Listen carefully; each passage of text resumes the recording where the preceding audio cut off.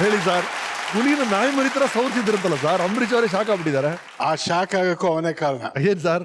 ಒಂದು ಕೆಲಸ ಮಾಡೋಣ, ಸೆಟ್ಟಲ್ಲಿ ಲೈಟಿಂಗ್ ಎಲ್ಲ ಮಾಡಿದ್ಮೇಲೆ ಲೈಟ್ ಬಾಯ್ಸ್ನು ಎಲ್ಲ ಆಚೆ ಕಳಿಸ್ಬಿಡೋಣ. ಕ್ಯಾಮ್ರಾಮನ್ನು, ಡೈರೆಕ್ಟ್ರು, ಒಬ್ಬ ಅಸಿಸ್ಟೆಂಟ್ ಇಟ್ಕೊಳ್ಳೋಣ, ಬಾಲ್ ಹಾಕ್ಬಿಡೋಣ. ಹುಲಿ ಹತ್ರ ನಾವು ಹೋಗೋದೇ ಬೇಡ, ಇಷ್ಟು ದೂರದಲ್ಲೇ ಅದನ್ನು ಶೂಟ್ ಮಾಡ್ಕೊಂಡು ಹಾಕೊಳ್ಳಿ. ಇವೆಲ್ಲ ನಾವು ಮಾತಾಡಿದ್ವಿ.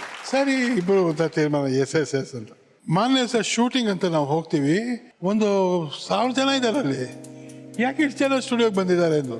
ಸರ್, ಇವತ್ತು ಹುಲಿ ಫೈಟ್ ಇದೆ ಅಂತ ಸರ್ ಡೈರೆಕ್ಟ್ ಹೇಳಿದ್ದಾರೆ, ನಾವೆಲ್ಲ ಕೂತ್ಕೋಬೇಕಂದ್ರೆ. ನೀವು ಯಾಕೆ ಕೂತ್ಕೋಬೇಕು ಅಂದರು.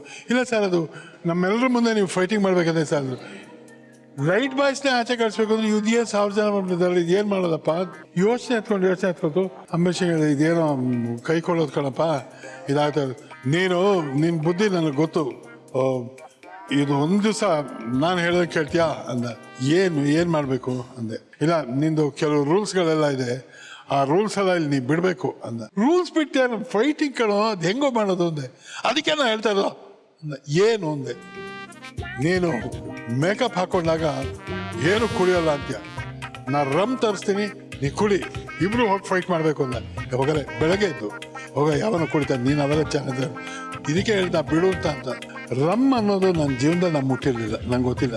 ಸರಿ, 1,000 ಜನ ಇದ್ದಾರೆ, ಅದೇನೋ ತರ್ಸಪ್ಪ, ಅದೇನೋ ತರಿಸೋದೆ, ರಪ್ಪನ್ನು ತರಿಸ್ಬಿಡ, ರಮ್ಮಿಗೆ ಮೇಲೆ ಹಾಕ್ಕೊಟ್ಟ. ನಾನು ಆ ಇದು ಏನು ರಮ್ಮೇನೋ ಬರೋಲ್ಲ ಅಂದೆ. ಕುಡಿಯಲ್ಲ, ಹಿಂಗೆ ಅರ್ಧ ಹಿಂಗೆ ಕುಡಿದೆ. ಅವನು ಇನ್ನೂ ಒಂದು ಸಿಪ್ ತಗೋತಾ ಇದ್ದ.